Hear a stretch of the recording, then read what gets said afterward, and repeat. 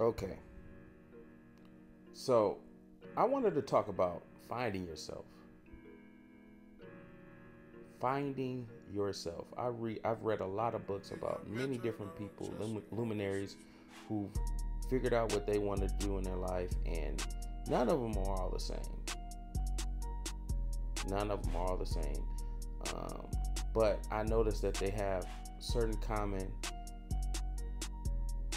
characteristics when they go out on their journey.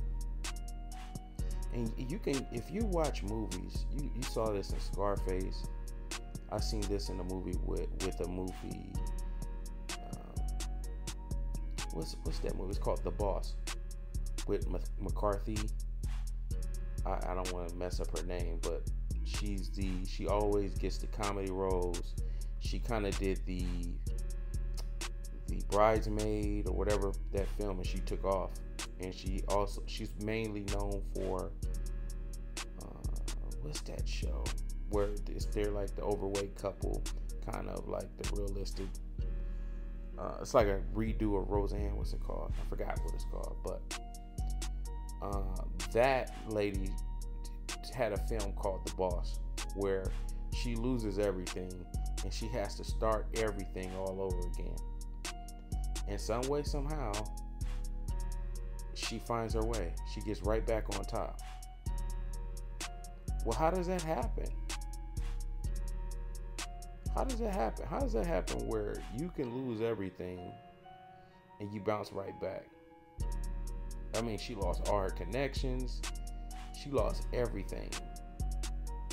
She was down to begging one of her assistants to helping her stay at her. You know, she had to beg one of the people that she treated like dog crap to stay at her house. That's how hard she fell off. And she rose her way all the way back up to the top with a brownie recipe from a worker that was working for her. See, that's crazy. That movie really tripped me out. It was a comedy, and I know it was not realistic, but I'm just saying that's basically how success works.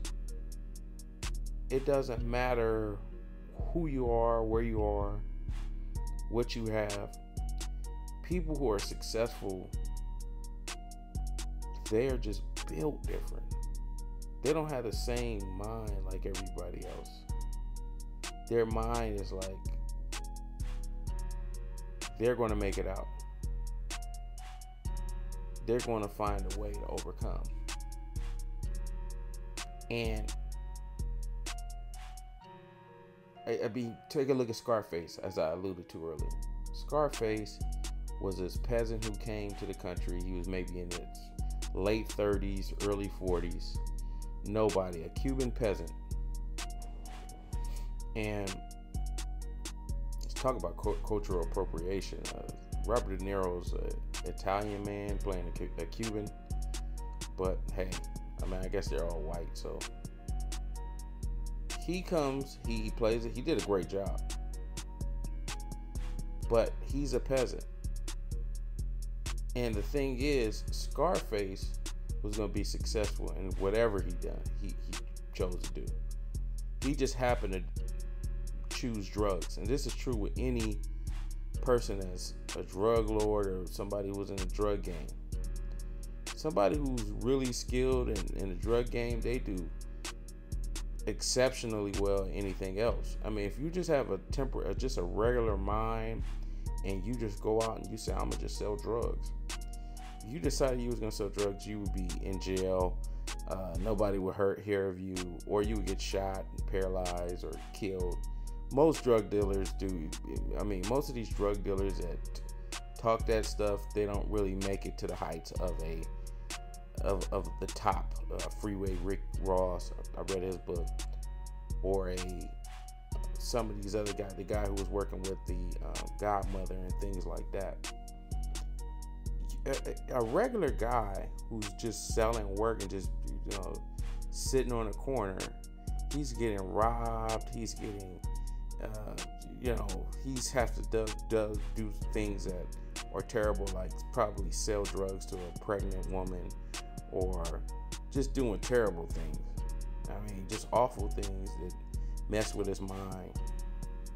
And you know, if you don't got the money, you can get beat up really bad or killed, and you're not really making no money doing. I mean, people glamorize it, but you're not making no money selling drugs. You're just not. You end up getting caught. You go to jail for 20 years, 30 years, and what was it all for? What was it all for? The guy that you work for, he's straight because he already has a lawyer. See see, this is a thing about successful people. That's how 50 Cent became so successful in the entertainment industry. Even though his rap career, you could say, has been dead for many years. His rap career has been dead for at least 6 years. He maybe dropped the song, I believe, I Got Money. That was like his last big hit. Or Ayo Technology. But I mean, he hasn't had a hit in a long time. But he's filed bankruptcy. He's gotten out of bankruptcy. He's sued his lawyer. He's a business guy. He knows business. He surrounds himself around people that are great at business.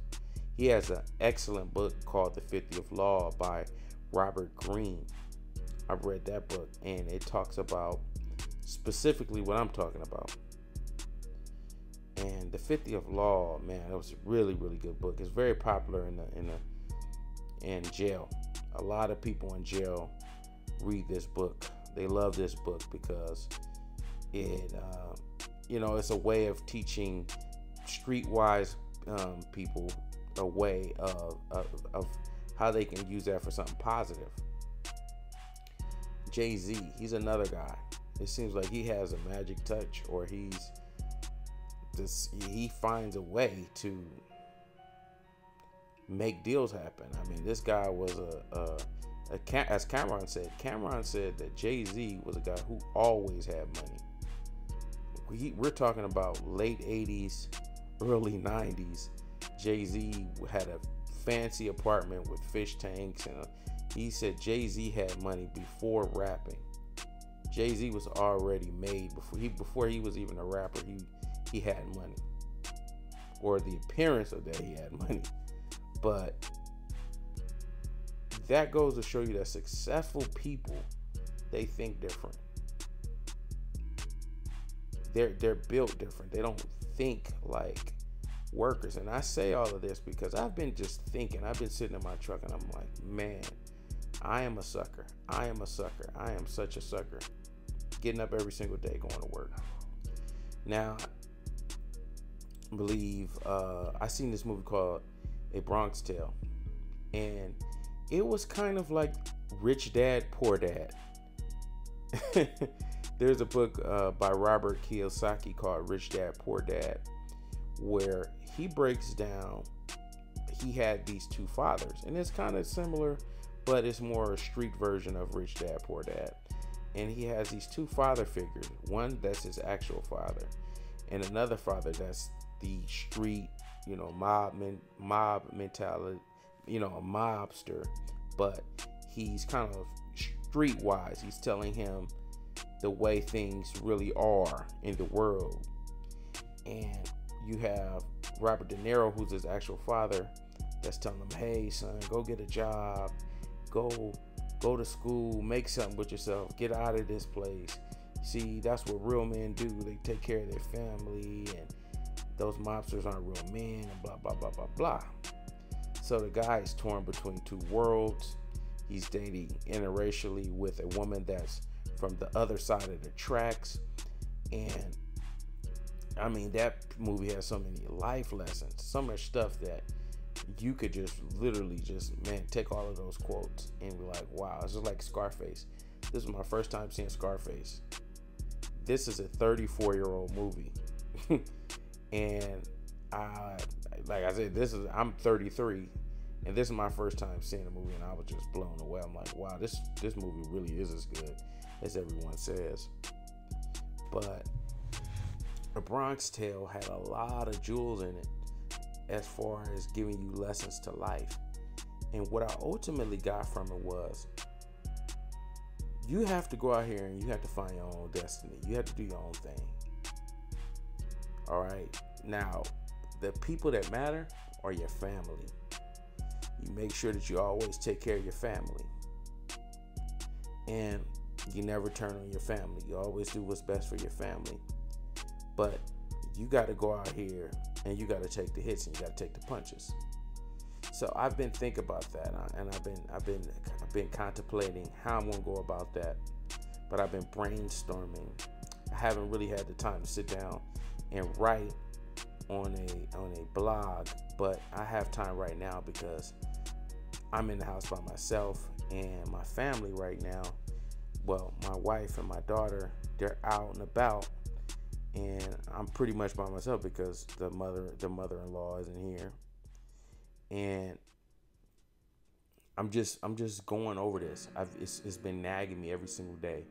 Now I'm not on no Boyce Watkins stuff. No disrespect to Boyce Watkins, but I'm not on some stuff like, you're stupid if you do have a job. Because I mean, let's just be honest. Everybody can't be a business owner. It's a lot of responsibility behind owning a business. There's a lot of work behind the scenes. You have to have a fair amount of expertise in what your venture is, because you're going to go out here and probably embarrass yourself and fail at it at least 2 or 3 times before you get it right. So I don't think that a working man per se is a sucker, even though I said that. But when I said a working man is a sucker, what I'm saying is the person who works every single day is so caught up in security that security becomes a form of insecurity when faced with the reality, the concept of what life could be. You're always thinking about what life could be. I've been on vacation sometimes, and these short ass vacations, I'm talking about 1 week, and you're out in the Cayman Islands, and you're just constantly thinking, man, what would life be like if I could just spend an entire month out in this, because if you're going to really vacation, you need a vacation for about a month. And now, owning your own business, depending on what you do, you have to work for quite an amount of time before you can just have it on autopilot. And you have to train the right type of workers before you can have your business on autopilot like that, where you could just take a month off. But, I just really been thinking about that. I left the Home Depot Center today, and one of the guys, I guess that was in the parking lot, that was searching for work, had saw me with my manure bags because I'm redoing my yard, and he was like, "Hey brother, I can help you. And I says, "No, that's okay." He says, "Oh, only $2. I'll help you. I'll load everything in your car." And see, a lot of us, we'll look at that and we'll say, "Oh my goodness, man, what kind of person would do that, right? What kind of person would just do the smallest task for the tiniest amount of money?" And I just was like, wow, that just let me know that you could always find a worker. You could always find somebody that's willing to work no matter what. And this lets you know that you're always replaceable. Because just like this guy was going to me and just saying, "Hey man, I'll help you for $2." Somebody at my boss, as soon as they get let go of me, you got a stack full of papers of people that's trying to go in and take my job. So it's just a little food for thought. I wanted to make this video. Hopefully you guys like my little food for thought, and peace.